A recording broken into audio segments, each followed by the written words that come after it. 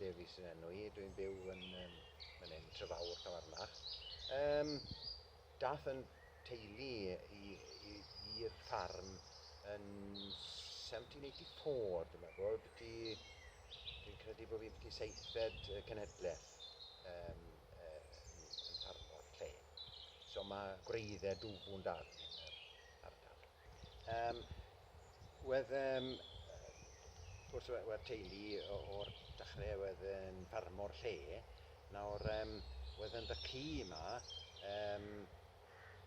wedd yn ôl pob hanes, bod fi ddim wedi cwrdd ag oedd wedi marw cyn bod fi cael ngeni.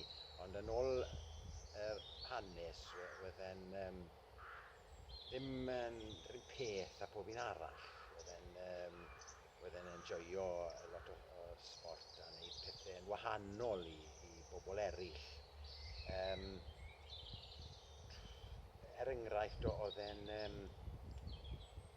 wneud silwair nôl yn 1922, mae'n debyg, pan oedd pob un arall yn wneud gwair. Oedd bobl, ffermwyr eraill yn ffili deall beth oedd mlaen ag e. Ond dwi'n credu oedd wedi cael TB pan oedd e'n ifanc a buodd e'n goddau hwn am 2 flynedd fra. A yn ôl pob hanes oedd wedi bod yn darllen lot o lyfrau a dysgu wedyn, wrth gwrs, o'r llyfrau yma. Na'r le wedd rhai o'r syniadau yma'n dod o.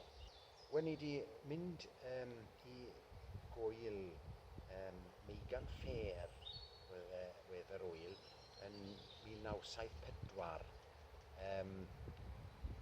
A wedd hwn jyst lan yr hewl man hyn. A wen i wedi mwynhau mas draw ti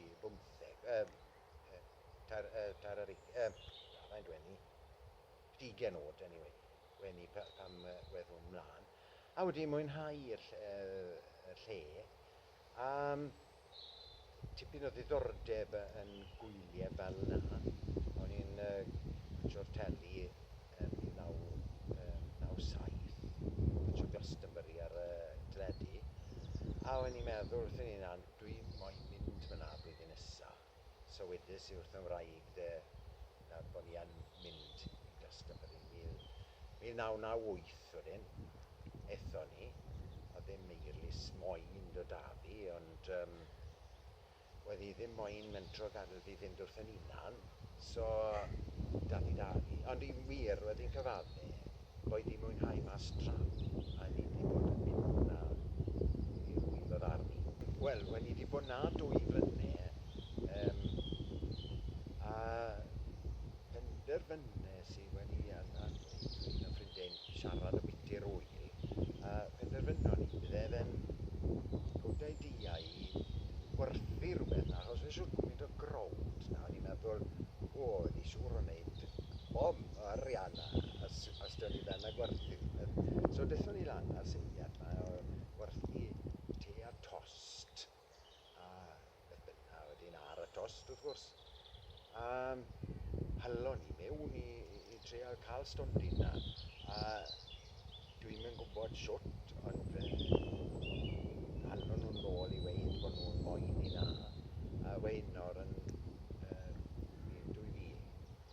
A ni wedi bod yn mynd na ar y fan te a tost o ddarni. Wel, o'n i wedi bod yn gwyl Meigan Fair nôl yn y 70au. Wedd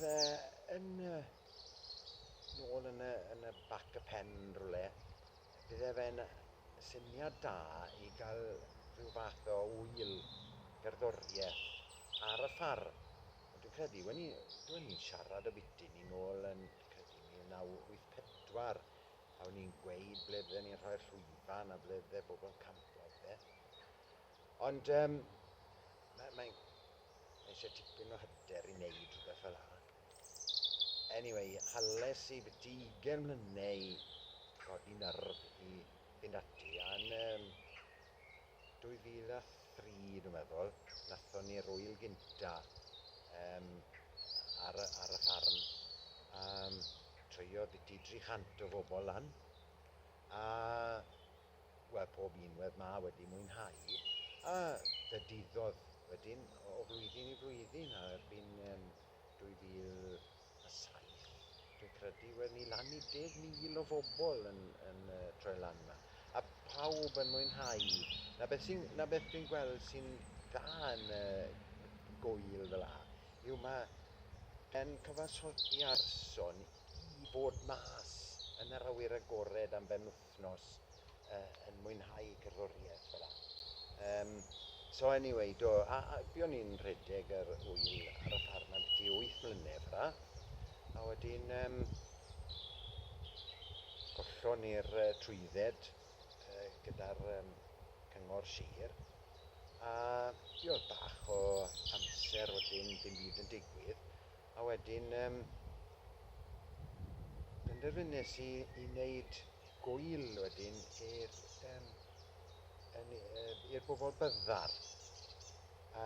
Mae bobl byddar, sy'n byd yn cael ei wneud iddyn nhw o'r fath fel ref neu rhywbeth fel la. Maen nhw'n gorfod mynd i Llundain neu dwi'n credu Wolverhampton, ond sy'n byd yng Nghymru.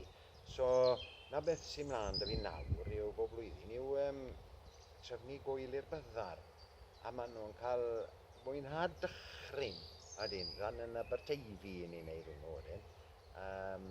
So, wrth gwrs, mae'r Lenni, mae wedi mynd mas trwy ffenest, ond ni'n edrych mlaen i ddod nôl i drefnu fe blwyddyn nesaf.